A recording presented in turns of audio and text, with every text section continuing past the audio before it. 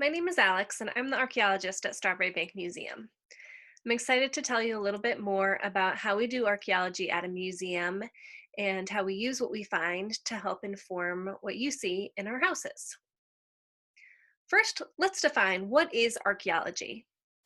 Archaeology is the study of people who lived in the past based on the objects, buildings, and other materials they left behind.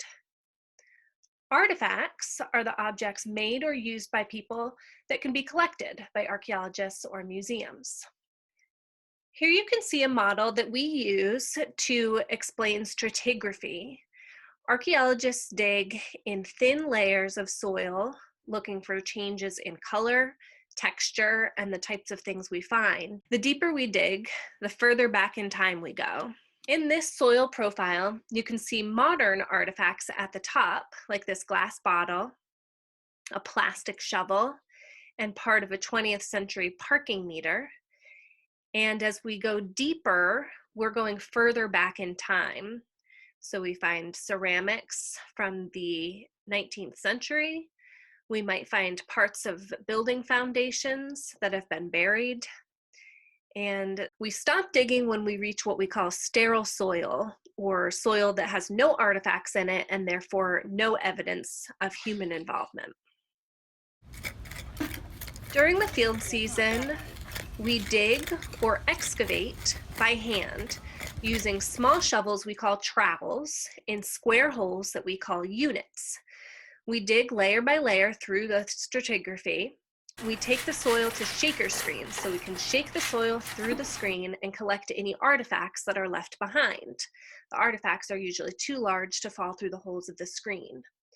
These artifacts are then carefully stored, cleaned, and organized so we can learn more from them and even display them in our museum.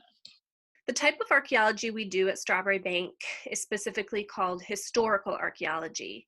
Historical archaeologists are fortunate to have the benefit of a variety of documents to help supplement and frame our research. So we do a lot of research looking at maps to see where buildings might have been, and then at lists of things people had in their houses, whether it's their purchase list or perhaps their probate inventory, which is a list of what people have in their homes when they die.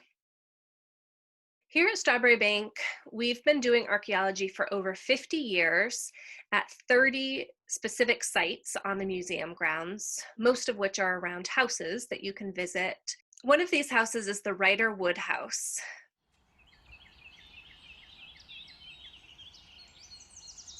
Here's the Ryder Wood House in the 1950s when the museum acquired the property.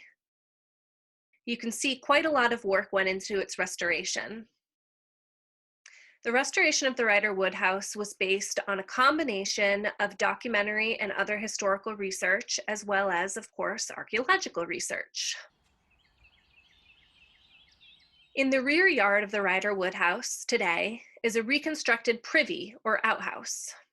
The privy had been torn down in the 20th century, and the museum wished to reconstruct or rebuild the outbuilding so that visitors could have a sense of how the landscape would have looked in the 1800s when Mary Ryder lived there. Archaeologists use documents like maps to help decide where to dig, and dug through many layers of artifacts, uncovering hundreds of pieces of ceramic vessels, as well as a variety of animal bones. These animal bones, or as archaeologists call them, faunal remains, help tell us what Mary Ryder was eating, a varied diet of poultry, beef, fish, and shellfish. During a series of archaeological excavations in the 1980s and 1990s, professional archaeologists and volunteers found thousands of artifacts that had been used and discarded by Mary Ryder and the other people who lived with her in her home. Some of the artifacts that archaeologists uncovered at the Ryder Wood House are now on display in the house.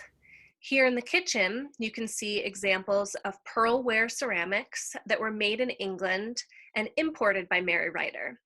Some of these she may have sold in the shop she ran in addition to her home, but others she likely used having tea with her friends and family.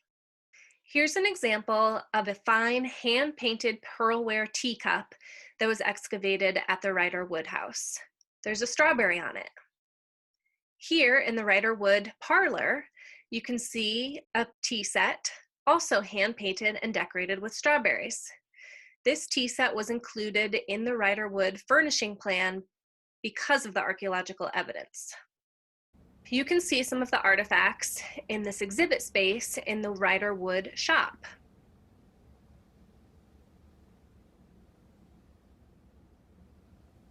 I hope you enjoyed learning more about the archaeology at the Riderwood House. We'd love to see you soon.